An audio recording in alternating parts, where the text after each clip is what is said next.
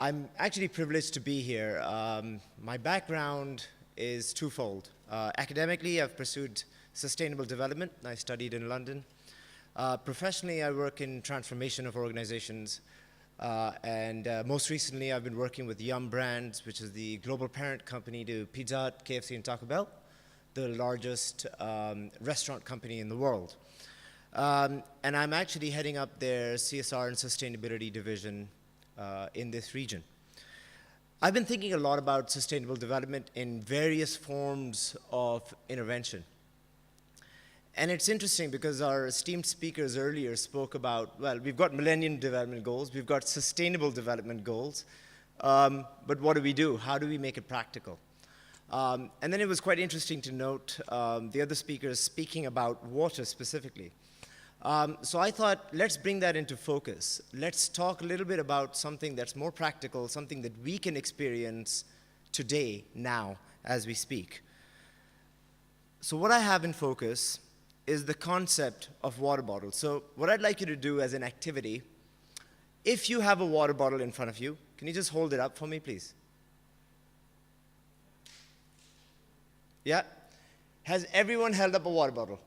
Just hold it up, hold it up. And what I'd like you to do next is just put it on the ground.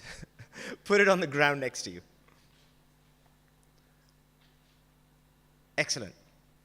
So let me ask you, what we're going to talk about today actually is three things really. The idea of conscious consumerism, right? We're going to look at essentially in focus the composition of water bottles. Yeah, we'll talk a little bit about its environmental impacts. And then finally, what can we do about it? What are the social implications? What do we today walk away with? Before we start, I have a question for you guys. And just speak up if you can. Why do you think people drink bottled water? Why do we drink bottled water?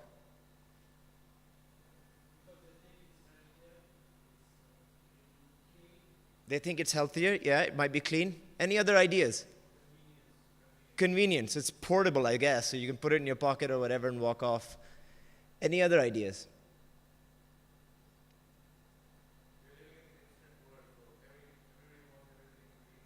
It's super transactional. Yeah, absolutely. So these are some of the reasons. I thought, yeah, I mean, it really helps in a disaster relief, right? If you have a flood or something along those lines, you can give away a water bottle. Makes sense. It gives the impression that it's cleaner, right? So in certain environments, it might be cleaner than what is being provided. We might not have another supply. In the desert, we live in a desert environment. It's even more pertinent today. And then some people, even people like myself, think, oh, it's healthier than sodas, so let me get a water bottle instead, right? So we ask ourselves, in terms of plastic water bottle consumption, how did we get here, right? It's interesting to note that bottled water basically became really popular in Europe because the national water suppliers, the quality of water was not so good. So it made sense to drink water bottles, from water bottles. But it got a really big boost in 1993 in Milwaukee because of the cryptosporidium outbreak. I have trouble pronouncing that every single time. And as a result, water bottle manufacturers has realized that there's an opportunity here to take water and stick it into a bottle and sell it at a premium. And almost every graph of water consumption has improved since then through water bottles. And let me tell you a little bit about that right now. Right? If you think about regulation, and most regulation, especially with respect to water, is linked directly to the Environmental Protection Agency and the Food and Drug Authority. They're the founding bodies that basically most other legislation comes through. Tap water is usually governed by detailed reports, right? They have microbial tests on a regular basis, right? And they're often tested multiple times during the day, right?